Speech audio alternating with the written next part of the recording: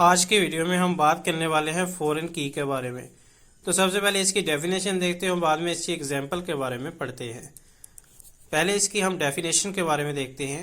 A foreign key is an attribute और set of attributes in a relation whose values match a primary key in an another relation. यानी कि हमारे पास दो table होंगे और दोनों टेबल की जो प्राइमरी की है वो मैच करेंगी किसी एक आइडेंटिटी के साथ, किसी एक एट्रीब्यूट के साथ, उसको फॉरेन की बोलेंगे। दोबारा देखते हैं।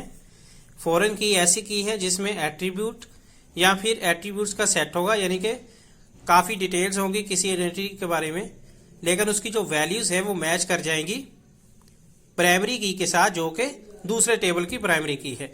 यानी कि जो पहला हमारे पास टेबल है उसकी जो प्राइमरी की है वो दूसरे टेबल की प्राइमरी की से मैच कर जाएगी, तो वो फॉरेन की होगी। द रिलेशन किसे बोलते हैं? टेबल को।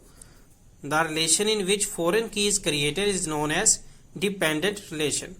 कहता है एक ऐसा टेबल, एक ऐसा रिलेशन जिसमें फॉरेन की बनेगी उसको डिपेंडेंट रिलेशन बोलेंगे या फिर चाइल्ड रिलेशन बोलेंगे। The relation to which the foreign key refers, लेकिन एक ऐसा टेबल जिसके जरिए फॉरेन की बनाई जाएगी उसको हम बोलेंगे पेरेंट रिलेशन। और जो पेरेंट रिलेशन यानी कि पेरेंट वाला टेबल है वो ज्यादा अहमियत रखेगा चाइल्ड रिलेशन की निस्बत। The key connects to another relation when a relationship is established. कहता है की जो है वो कनेक्ट करती है दूसरे रिलेशन को दूसरे टेबल को जब रिलेशनशिप बन जाता है बिटवीन टू रिलेशन, यानी कि दो टेबल्स के दरमियान। आ रिलेशन में कंटेन मैनी फॉरेन कीज। एक रिलेशन एक टेबल में बहुत सी फॉरेन की हो सकती है, यानी कि डाटा जो है मैच कर सकता है, यानी कि दो टेबल्स का डाटा मैच कर सकता है कभी भी। The following figure show how relation parents and child. यहाँ पे हमारे पास दो रिलेशन है पेरेंट और चाइल्ड के। जो रोल नंबर है एट्रीब्यूट है ये पेरेंट रिलेशन का है जो कि प्राइमरी की के तौर पर यूज हो रहा है, और दूसरे टेबल का जो रोल नंबर एट्रीब्यूट है वो चाइल्ड के तौर पे यूज हो रहा है। तो इस तरह जो रोल नंबर है ये पेरेंट रिलेशन में है। आप यहां पे देखें, फॉर एग्जांपल हमने बोला नेम अली है, उसका रोल नंबर 1 है। उसका जो रोल नंबर 1 है ये प्राइमरी की में आना है, क्योंकि प्राइमरी की हमेशा यूनिक आइडेंटिटीज की होती है, यानी कोई ऐसी चीज जो दूसरे टेबल के साथ दूसरे शख्स के साथ ना मिल सके। यानी रोल नंबर 1 है तो वो एक किसी और का नहीं हो सकता, सिर्फ एक स्टूडेंट का होगा, तो इसलिए उसको प्राइमरी की में लेके आना है। उसको हमने कनेक्ट किया है उसके सब्जेक्ट के साथ, यानी कि पहले टेबल में हमने रोल नंबर 1 का जो नाम और उसका एड्रेस लिखा है, दूसरे टेबल में हमने रोल नंबर 1 के जो सब्जेक्ट्स और उसके पासिंग मार्क्स वगैरह लिखे हैं। तो इस तरह दोनों टेबल के जो रोल नंबर हैं वो एक जैसे हैं। तो हमने क्या करना है, यहाँ पे पेरेंट जो है ये टेबल, इसको पेरेंट इसलिए बोलेंगे यहाँ उसकी है ज्यादा इंफॉर्मेशन, उसका नेम और एड्रेस, और चाइल्ड की में हमने उसके नंबर्स और सब्जेक्ट्स लिखे हैं। तो इस तरह फॉरेन की होगी दोनों की प्राइमरी की जब मैच करेंगे। यहाँ पे उन्होंने मजीद लिखा है कि रोल नंबर और सब्जेक्ट किसी भी एक आइडेंटिटी की दो आगे एट्रीब्यूट होंगे, यानी कि रोल नंबर और सब्जेक्ट दोनों कंपोजिट प्राइमरी की में आएंगे। पीछे हमने कंपोजिट की के बारे में पढ़ा था। और जो सेकेंडरी की है उसके बारे में पढ़ते हैं। ये एट्रीब्यूट है या एट्रीब्यूट्स है या कॉम्बिनेशन ऑफ एट्रीब्यूट्स हैं that can be use to access और रिट्रीव रिकॉर्ड्स। सेकेंडरी की के जरिए हमने जो हमारा डाटा है उसको एक्सेस करना है, पढ़ना है, लेना है या ढूंढना है। सेकेंडरी की वैल्यूज में not be unique.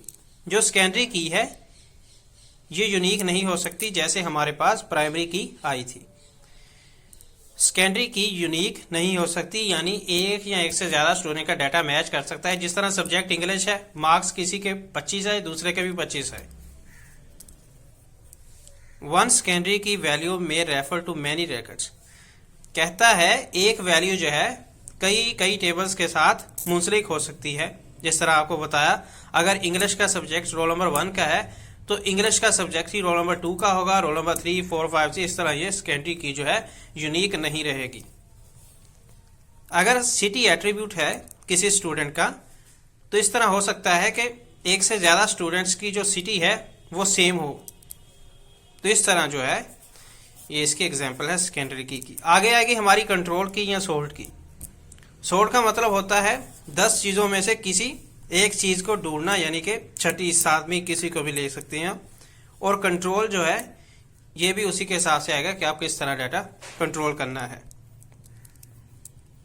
Set of attribute that is used to physically sequence the store data.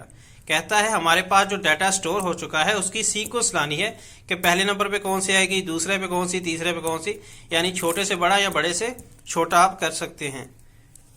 इसको बोलेंगे सॉर्ट की, इसको कंट्रोल की भी बोलेंगे।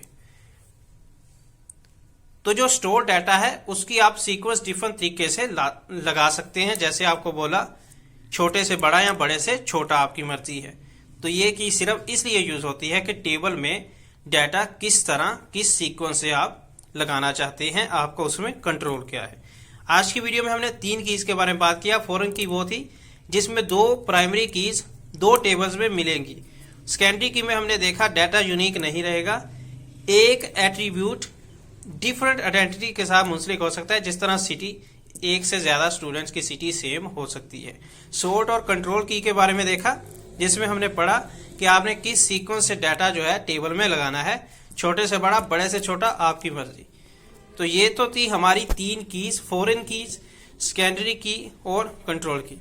मिलेंगे आपसे नेक्स्ट वीडियो में, तब तक के लिए गुड बाय फॉर नाउ।